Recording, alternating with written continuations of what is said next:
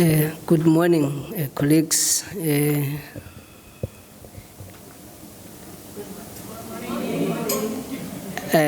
I'm sorry that I'm joining you on your second day and you feel tired. But we are excited to be part of the workshop today, and we hope that the information that we'll share with you will be of value. But I was thinking after the good doctor has spoken, there was no need for me to stand up. But I realized that I've accepted to be here.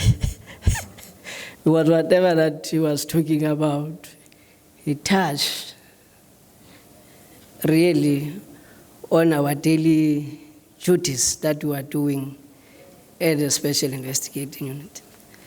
But then I decided to stand up and be here. The topic that I was given to talk about is that the role of legislation in enhancing accountability and reporting for clean audit. I want us to understand the meaning of accountability. I know that I'm talking to people that understand the word accountability, but we practice it, accountability. We then said, perhaps let's understand the objective. How legal framework improve financial governance and transparency in audit outcomes. And clearly, you will touch on section 2197 that Doc has spoken about, wherein you're talking about transparent, fairness, and all of that. So if you are a practitioner, sitting here and you do not understand, it means that we are in trouble as South Africa.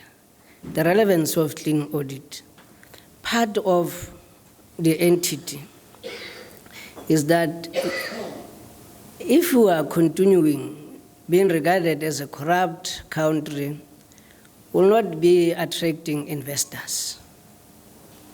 So why is it that public servants should be held accountable for entities that they are running, and we demand that at least we should have a clean audit?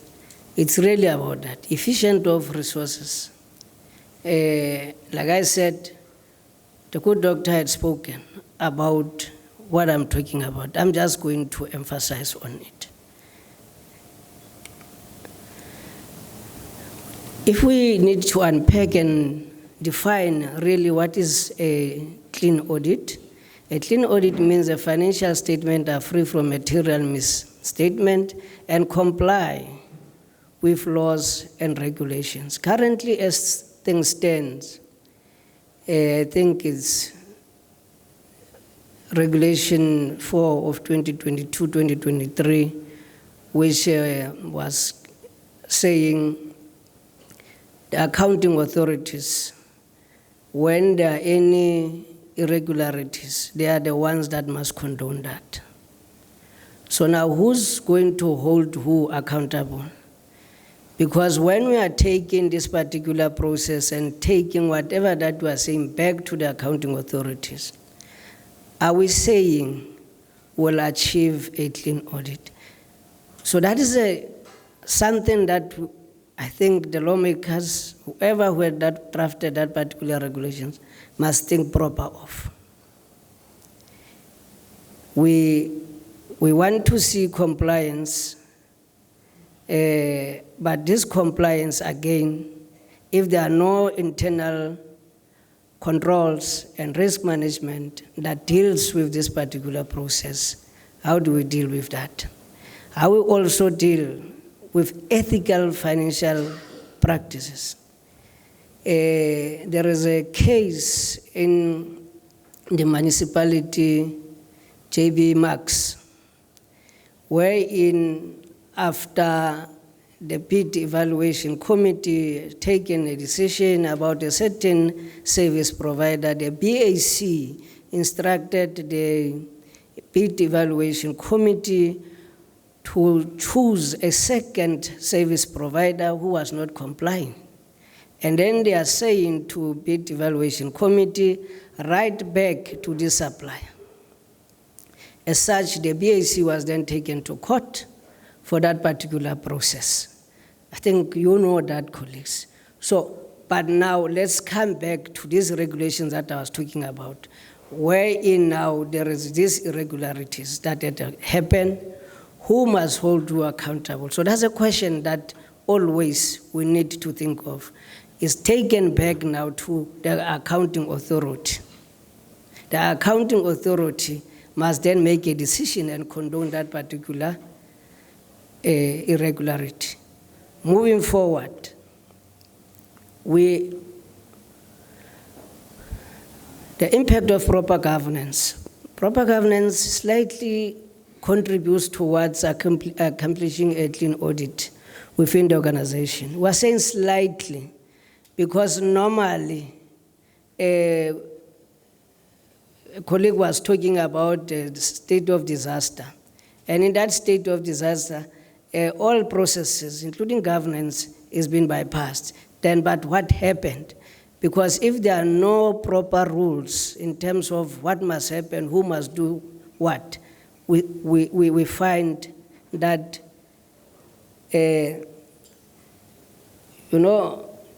let me give an example on a live investigation that normally would have happened.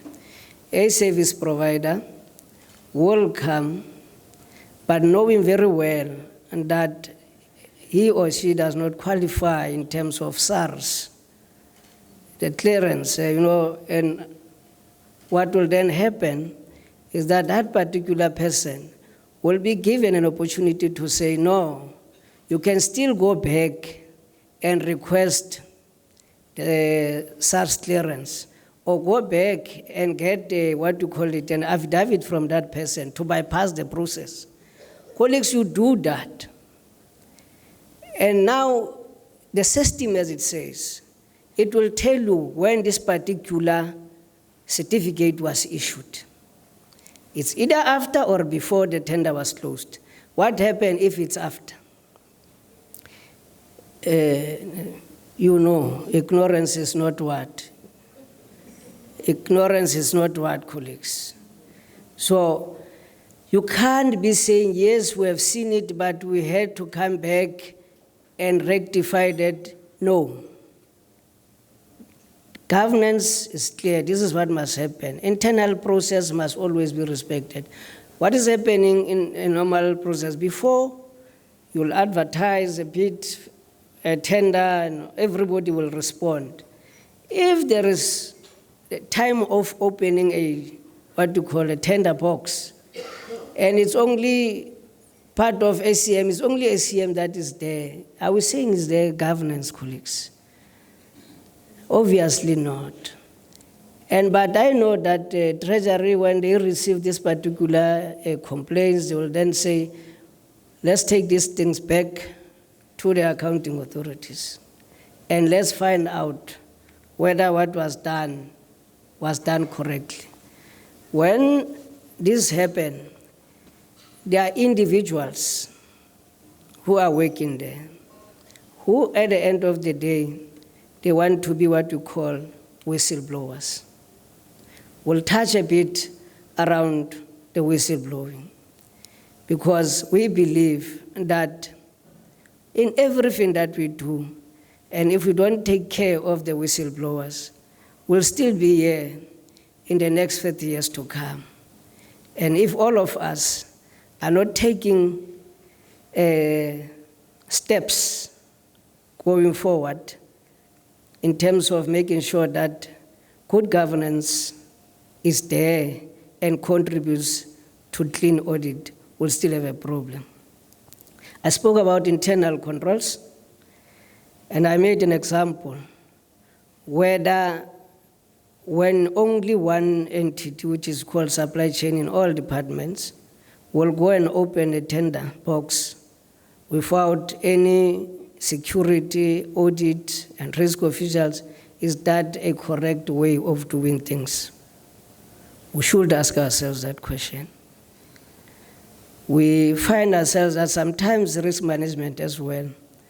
We're expected to keep risk registers to assist a potential risk as early as it's been detected. But normally, when we have arrived in a system,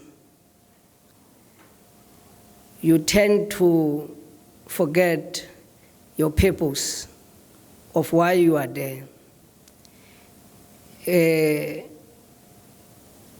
I'm a light sleeper. Those who are from Kimberley, they will know that there is a hotel in one street called Tutuid Street, a Garden Court Hotel. From that Garden Court Hotel, there's a garage called Puma. All the trucks stops there. 4:30 or 3 o'clock in the morning, those trucks are going to pass the hotel. And from there is a robot. And in that robot, they are making a hooter. First night, it was a disaster because I'm a light sleeper. But then I had to complain to him, and the manager said, no, does it make noise? I'm saying, yes, it's making noise. And he says, no, we're used to that thing. You'll get used to it. Just adjust. You'll get used to it.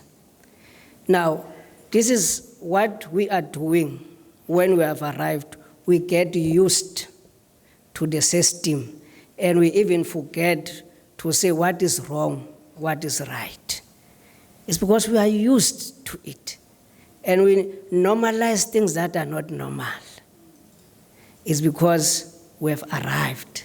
So every time when we have arrived, you forget your purpose. Risk officers or risk practitioners, they will never raise, others will talk about career limitation. If I raise this particular issue, I'm limiting my career suicide.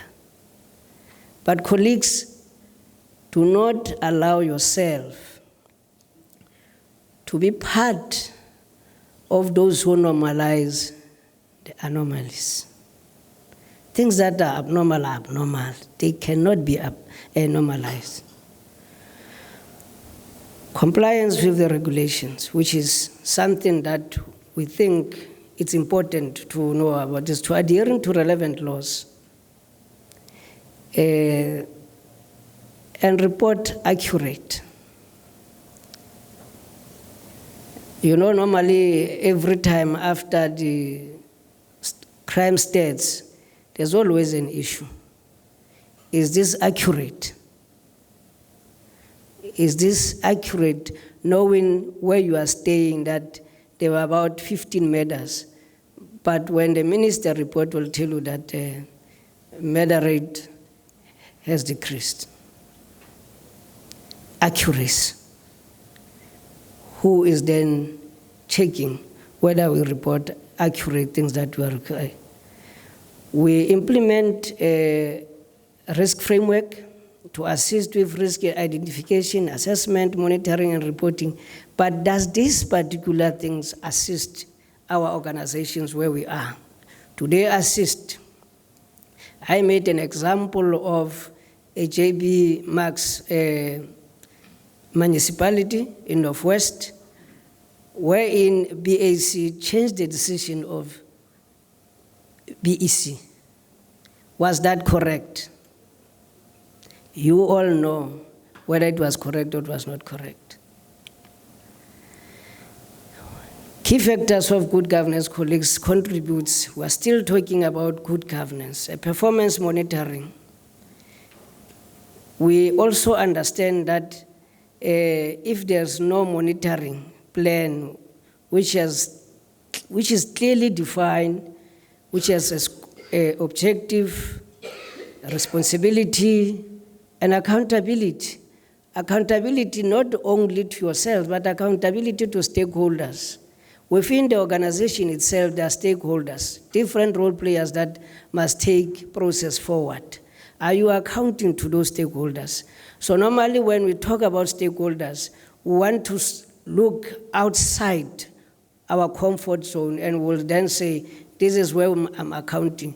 But when a colleague, you know that I must take this particular process forward for approval and all of that, you don't regard that individual as your stakeholder. Because what? You have arrived. You have arrived, you know the system. I was talking to the interns, 10 of them, and one of them said to me, which makes me to wonder, you know, I can do better than people that are here. You know, I can do better than people. Then I asked the question, do you have experience? He said, no, I don't need experience, but I can do better. But then the other one says, they are even telling me, these old people that I'm meeting here, to say, they have given me a name, to say, I'm ABSA. What does that mean? They said, I'm fast, but I'll get tired. So whatever that he gets, that particular individual, they are looking at him. And they know how to frustrate the process. If there's anything that colleagues you must not take away, the administrators, the practitioners, they can frustrate the system. And talking to the masters of the process is difficult because they know how to manipulate that system. When you are told that a person is coming from SIU, you expect this one must talk about the malfeasance and corruption. No. Today, we're talking about good governance. That's where we start. So that when we meet next time, we'll then say, we met in Durban, and we were discussing this issue. Now, what happened? Because we expect you from this workshop, at least you must part a little bit of a skill to say, but colleagues, we understand that we have arrived in the system. But can we move a bit? The good doctor was saying the money that is being used must be channeled to proper functions. What do we mean? We are spending a lot of money to the wrong projects or are given to the wrong hands in this way. Emergencies sometimes are created to create a deviation. Deviation sometimes it's a man-made thing. We're not talking about disaster. You know that a particular contract is coming to an end next week. But colleagues, because there is ABSA, you hold on this thing. You hold on this thing, you are only going to say on the last day, the contract is expiring. What then? Of course, we must deviate. And now when we deviate, we must do what? Get our friends, get our cronies without proper processes. Now, is there a transparency and a disclosure? Open communication information relating to financial key decisions with the relevant stakeholders that build the trust. I'm born in Free State. Every time when I pass, I'll be told about one municipality. They call it Maluti Apofu. Those who are from Free State. The Maluti Apofu, it's like, it's a spaza shop there. There's no governance. There's no governance, and all of us, we are here. What is it that we are doing? We are told that if you are not a crony or related to somebody there, you'll never get a business. We are told that the systems, internal controls have collapsed. So, if there is no transparency and disclosure and independent oversight, in the municipalities, there's what we call MPEG and all of that, the finance oversight, But does this thing happen? What is the role of having oversight if you are not going to hold anybody accountable? We always come up as a country with good proposals and good policies, but are they being implemented? Who's monitoring that? The role of legislation in financial accountability, yes, we spoke about that. We then say, let's define the responsibility for public and private institutions. And in doing that, let's then ask ourselves the question, how do we ensure that transparency in financial reporting is there? What are the mandates of external audits on oversight mechanism? AGSA has come up with a plan that says, or legislation that says, real-time audit. Now, they can refer matters to law enforcement when they pick them up in the process. Not like now that they must wait and report later. So the Special Investigating Unit has an MOU in place with AGSA. So when these things are coming, we have learned from the COVID-19 investigation that was done previously that there was no governance in place. And when these things are happening, it takes time. So some of these things or document to get evidence, you'll find out that if there is any municipality that want to investigate, the building tomorrow can have a disaster. We are not even, as a county, ready to put information electronically. Either the server is down, we are using hard copies.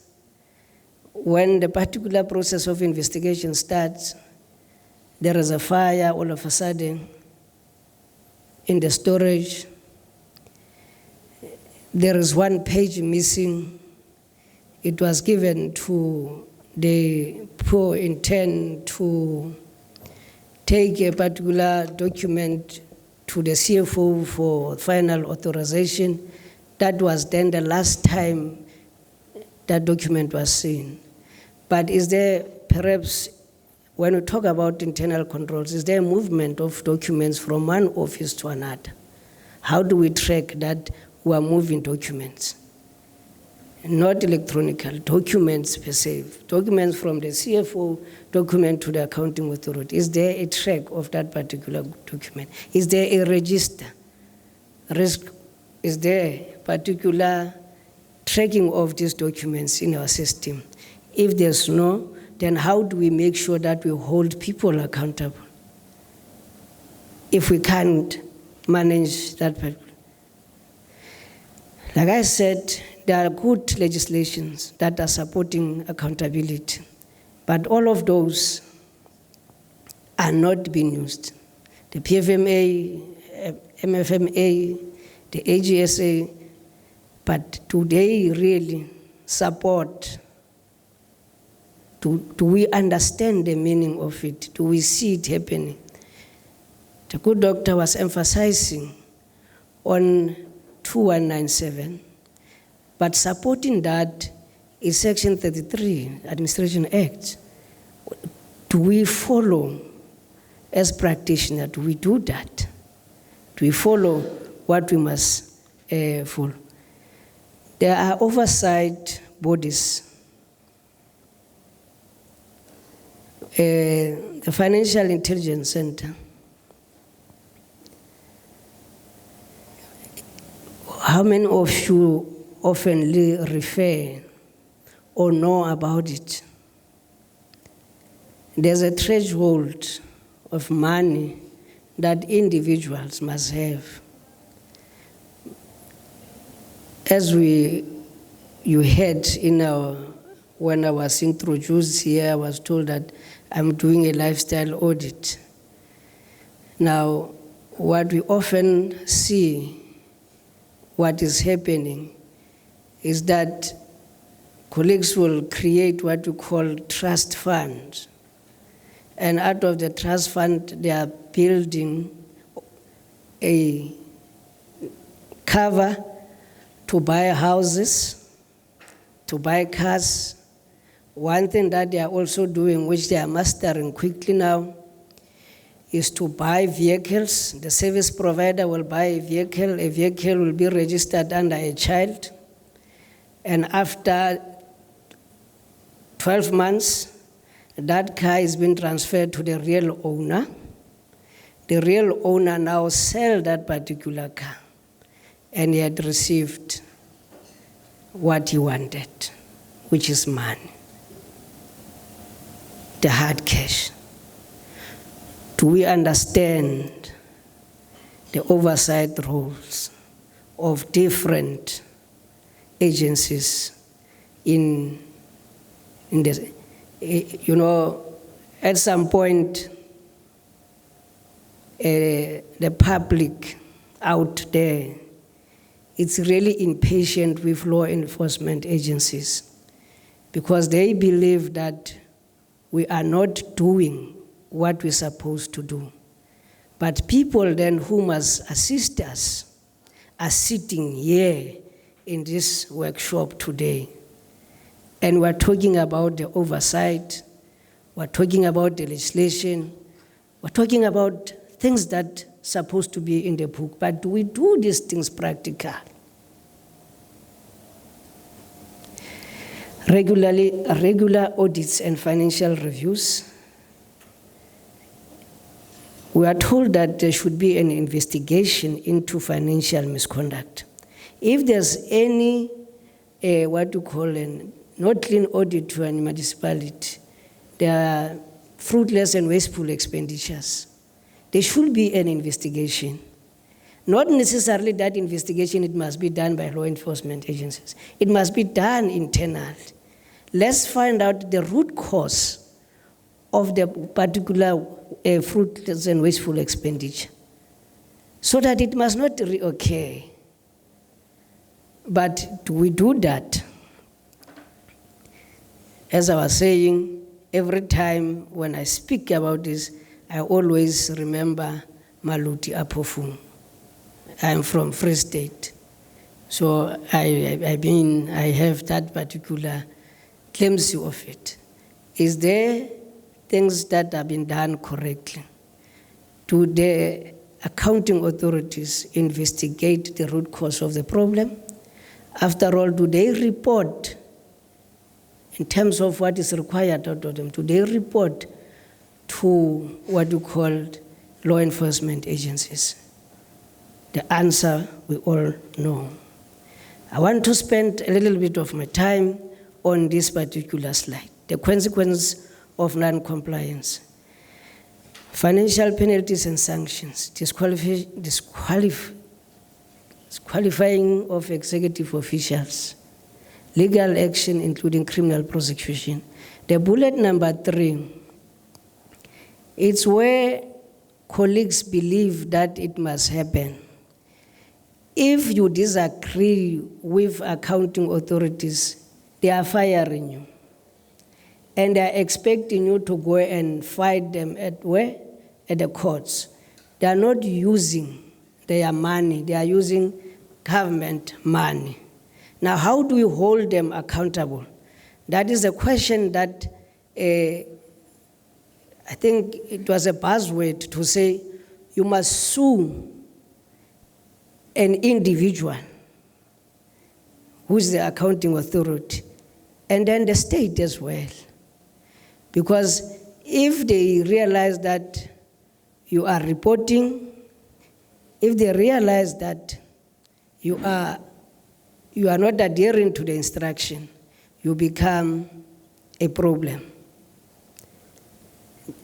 You become a problem and you are risking your life. It is in this regard that even the criminal law, in terms of these malfeasance and corruption cases, at some point there's what you call suspended sentence. That's why some of them who understand the system will go and plead, and after pleading they know that there will be a lighter sentence. and that person will go where? Outside again. Then what happened to a whistleblower in that regard? As you know that in South Africa, there's no law that protects the whistleblower. There are laws that are there. Section 23 says you must have a freedom to fair labor practice and so on. Section 9 talks about equality before the law, but there's no actual law that talks about whistleblower protection. Yes, there is a law that talks about witness protection. There is a law that talks about witness protection, but not whistleblower. So as Doug was saying, there is a process in doing or making sure that there is a legislature that protects the whistleblowers, like the way the witnesses are being protected. Do not be a hero or a heroine. Whenever you have reported anything, as I'm saying, the law does not cover you in terms of, yes, there's a protected disclosure and all of that, but you know that they are abusing it. Do not risk your life. If there is an obstacle in front of you, you know what is happening. We must take it out or away, and then we move. So, but do we understand that if there are no consequence management in whatever that we do, we are not going to have a stable organization, a stable country, no investors, nobody will even talk about the reputation of that particular entity. It's also, as I said, the public out there, I must emphasize, if you just go out and introduce yourself, in fact, I was even shy when you were saying I'm from Special Investigating Unit, and I know that when I leave here, it says part of corruption, they were here. That's how public view us. But we can at least do this much. We can at least do this much, and as community, we need your support so that the trust, the trust of the public must be brought back to these institutions. As I said, part of the problems that we are having is that we do not have a technology or system that we can really say we comply. Doctor was talking about CSD. Everybody is putting everything there. Who's auditing that? Even we are not sure about that system, that those companies that are there, they've been vetted. And they must be used by the state. The question, let's take, for example, that today we want a catering for a company, and we follow the right process that we must go through the service provider, through CSD, and get a service provider there. And yes, you get this particular service provider. It's not vetted because we believe that when it's in CSD, it meets all the requirements. Now we are moving because there's a deviation. Because that service provider is not vetted, it's not doing that, it can poison the entire staff. Do we do due diligence? No. We rely on the systems. And these systems sometimes, when they are being open and there's no criteria to say after how long it must be monitored or rechecked, is a problem, including government officials. Their names are there in the CSD with companies. And we know that Regulation 13A says you must not do business with state.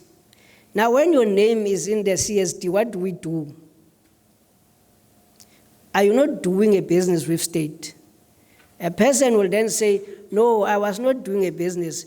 That company, we registered it as colleagues, and we thought we were going to do business at some point. I even forgot about it. I forgot about it. I don't know anything.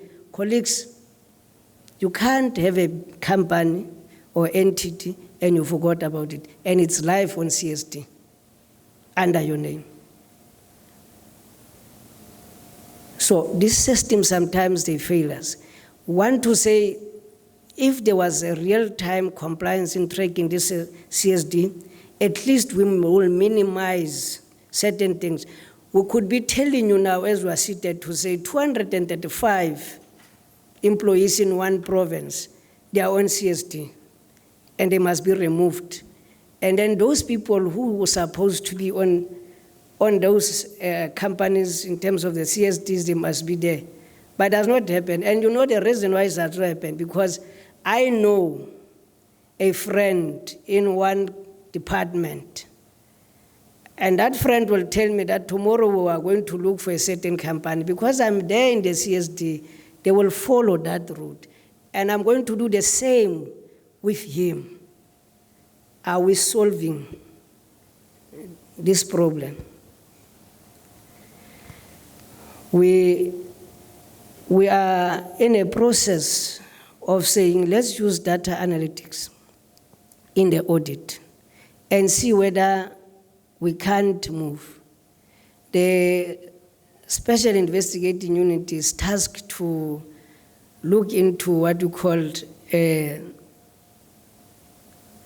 them fragile entities or sectors. Your health sector, we started with health sector, a municipality, and all of that. What is it that we must check? There are certain information that will reach people who are not supposed to be, the state documents. We all know RAF. What happened to RAF? Some people who were supposed to receive their monies, the monies were taken by people who know the systems, the professionals. Now they have moved these professionals. They are moving in health sector. They are dealing what we called the process of negligence, medical legal negligence, wherein now you don't know that even your daughter is registered to be one of those people who are supposed to receive that money, but your details have been used there. So these are some of the things that we thought we must talk about. I spoke about this. The president, when he was asked to come and present in the State Capture Commission, we all know, he made a profound statement there, and he said the whistleblowers are very important and are the ones that we must protect them because we'll need them in the future. The state capture came around because there was whistleblowers. So up until there is a legislation that covers whistleblowing, we'll then say the statement that was made when the Zondo Commission started has seen the light. We encourage a culture of integrity and transparency. We can't not more emphasize what Dr. was talking about. If there's no integrity, if there's no transparency, it means we go nowhere. We move into our conclusion and we want to make some recommendation and say, let's have a strength of enforcement of financial laws. Yes, we have legislations, we have what Constitution says, but they are not strong. As as long as there is nobody who's policing the procurement processes, we'll still come back and cry, even in the next 20 years. Promote transparency through open data policy. When we call a community and say we need to have their participation, this is what normally is happening. When you go to the municipality will tell you, for us to do anything, we have enacted that thing in the what we call IDP. And in that IDP, we have called public for public participation. But in that, what they are doing, they are just saying, we are ticking a box. Already, resolution and decisions have been implemented. It's a matter of ticking a box. Is that proper? Maybe it's a question that the workshop, as and when you are going to have your own lunch, then you discuss amongst yourselves and perhaps makes those recommendations. What is it in your different comfort zone? What is it that we can do in making sure that there is a public participation in financial oversight, implementation of continuous training on financial compliance? We must not get tired of getting training, because a person who's trained cannot forget what he or she was trained on. So every now and then, we must not get tired. Whether you are going to call us in the next 3 months or 3 weeks and talk about the same subject, financial compliance. Financial compliance. When you send a young child to a shop from the village where we are coming from, he will run and say, 2 mini loaves with 1 sugar. And when he falls and wakes up, he'll still sing the very same song, because he wants that to stick in his mind. So let us not arrive in the system. Let us live like young kids. We run, we memorize what we are sent for. I believe that is my end.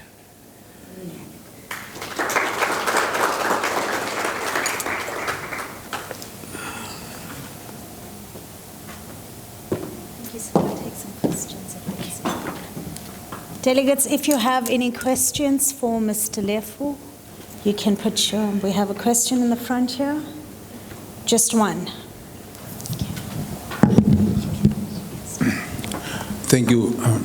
I'm not sure if you remember my name. Vincent Modise. Vincent Modise is my name. As a member of a condonation committee at the Northern Cape Provincial Treasury, I just wanted to find out if there are some programs that you might have as SIU, or some training programs in order to assist us to be able to deal with these condonations, because we get a lot of that, and in terms of our assessment that we normally do, sometimes it becomes a bit difficult to see that maybe it meets all the is it in line with what we're supposed to condone, and also issues around deviations, how to assess, analyze, and see, or should I say evaluate if a deviation is really in line with what is really supposed to be, what was really supposed to be deviated, if it was really relevant. Just maybe to give us an indication on the programs that you might have to assist us. Thank you. I think that will be the last question. Oh, there's a question.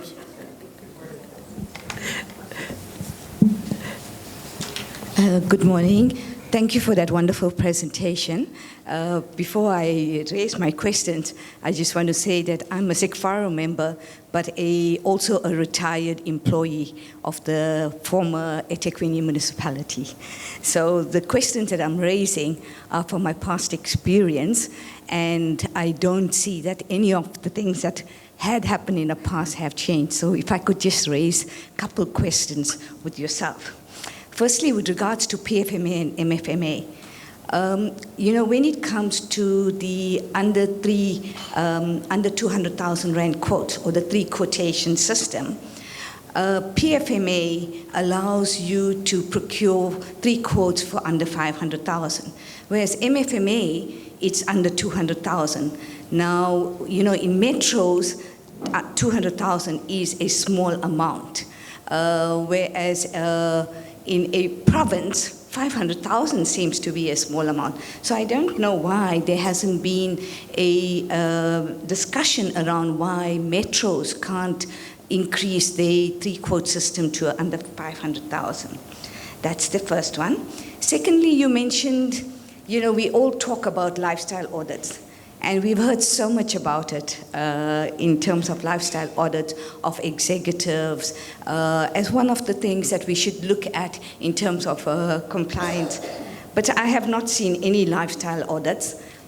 Even when I was there at the eThekwini municipality, we were told they'll do it. And we were hoping that they do some lifestyle audits, but nothing was ever conducted. And I'm not aware of it even in the country. Thirdly, I just want to raise the issue, and I concur with you, public participation. I've presented at many public forums, budgets, and I know that really a budget presented is just a budget. It's a decision that has been taken through a whole council, through executives, and that when we do go out to communities, we may hear them as we do because it's part of our tick box exercise. Often, very often, very little is actually done after a public participation.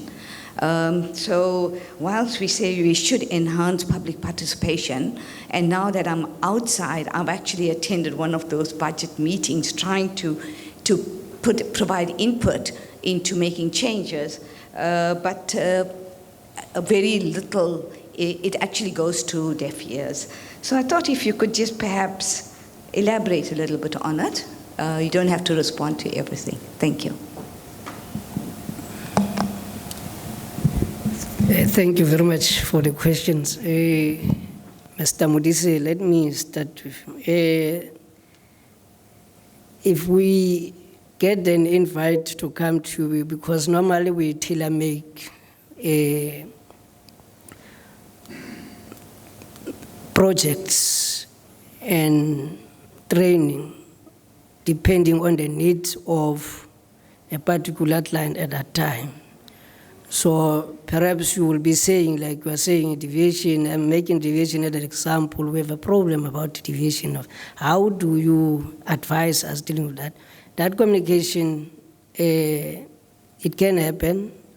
What you just need to do is to request an appointment with our offices, and then we can perhaps offsite talk about whatever that we will need as an assistance. I hope I've answered you. Thank you very much. Ma'am, let me start with second comment that you made, the lifestyle audit. Yes, if you follow, Gauteng was the first one that we did lifestyle audit on it, and they've given the results thereof. My colleagues from Northern Cape, if they are here, they will tell you that we are busy in Northern Cape with the lifestyle audit, and we have then make the following criteria that we must identify. We're not going to go to everybody, but let's identify, working closely with TPSA. We've taken the HODs and the DG, including senior managers. And then we deal with a finance, including the supply chain officials. Why supply chain officials and finance? We all know.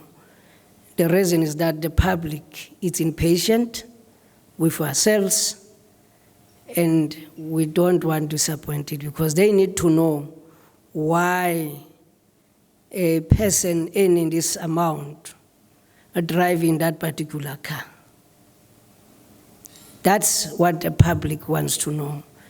And that's what we are doing. We are not investigating, we are doing an audit to a person. So normally we must differentiate because colleagues will say, no, look, I feel that you are investigating us. No, we are not investigating, we are doing an audit. We are in a process of engaging a Minister of Kokta to say we want to do lifestyle in all the municipalities. But we want to start with the senior managers and then goes down to everybody. But of critical, it's a supply chain and senior managers or accounting authorities. So that it's happening. Yes, you know, the issue of 3 quotations. I do not know why, let me answer this one. I do not know why the municipality do not want to increase the asset. But I think part of this also, you will remember that normally if they do not want to go for an open tender, they will split. That's normally what is happening. Instead of going outside and making an open tender, they will want to be always within the threshold so that it does not raise any eyebrows. But 3 service providers will be procured for the same thing, but titled differently with the same amount.